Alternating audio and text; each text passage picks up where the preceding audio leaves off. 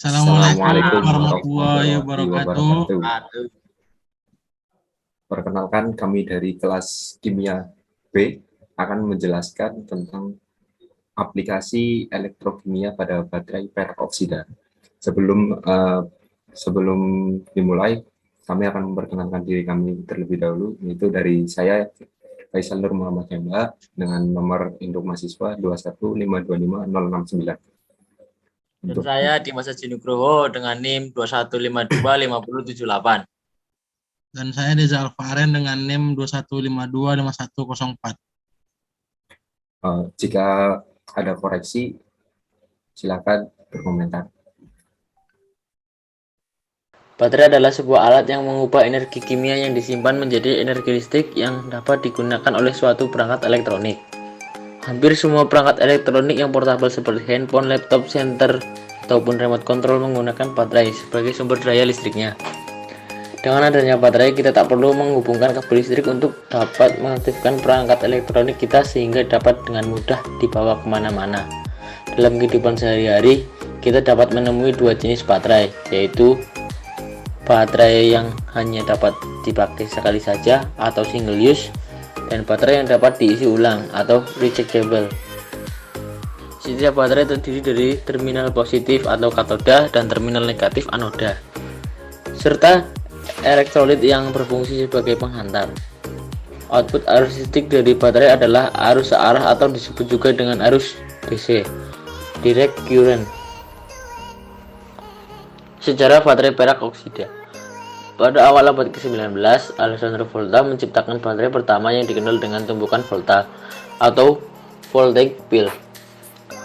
Baterai ini terdiri dari tumpukan cakram seng dan tembaga berselang-seling dengan kain basah yang telah dicelupkan air garam sebagai pembatasnya. Baterai ini telah mampu menghasilkan arus listrik yang kontinu dan stabil. Baterai peroksida merupakan salah satu jenis baterai yang termasuk dalam jenis baterai primer atau baterai sekali pakai. Baterai peroksida tergolong tipis dan harganya relatif mahal jika dibandingkan dengan baterai lainnya.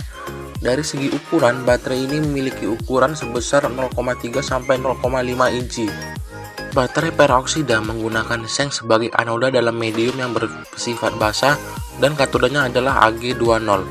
Reaksi padat dan bersifat kompak dan dipisahkan dengan KOH dengan pemisah berpori atau porous separator. Separator ini berfungsi sangat mirip dengan jembatan garam. Baterai peroksida terdiri dari dua bagian. Bagian yang pertama yaitu bagian positif yang terdiri dari kation dan katoda, di mana katoda sebagai tempat pergerakan kation. Bagian kedua yaitu bagian negatif yang terdiri dari anion dan anoda, di mana anoda sebagai tempat pergerakan anion. Jika kutub positif dan kutub negatif dihubungkan, akan terjadi aliran elektron dari kutub negatif ke kutub positif pada baterai peroksida. Oksida Zn bertindak sebagai anoda, sedangkan Ag2O bertindak sebagai katode. Sehingga pada peroksida, elektron akan mengalir dari Zn menuju Ag2O. Baterai peroksida terdiri atas katoda dan anoda, di mana Ag2O sebagai katoda dan Zn sebagai anoda, dan KOH dalam bentuk pasta sebagai elektrolit. Beda potensialnya yaitu 1,5 volt. Reaksi kimianya sebagai berikut. Anoda Zn plus 2OH menjadi ZnOH2 plus 2E.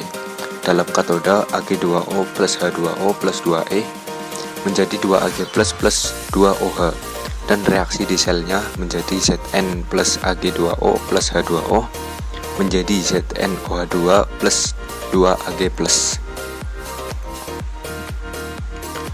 Kegunaan baterai peroksida. Baterai peroksida yang memiliki bentuk lebih kecil dapat digunakan pada barang-barang seperti jam tangan dan kalkulator, dan barang-barang lainnya yang hanya menggunakan sejumlah kecil perak. Baterai menggunakan prinsip elektrokimia sebagai dasar dari kerja baterai untuk mengonversi energi kimia menjadi energi listrik. Di dalam baterai terjadi reaksi reduksi oksidasi atau reaksi redoks yang merupakan reaksi inti di mana elektron bergerak dan menghasilkan gaya gerak listrik.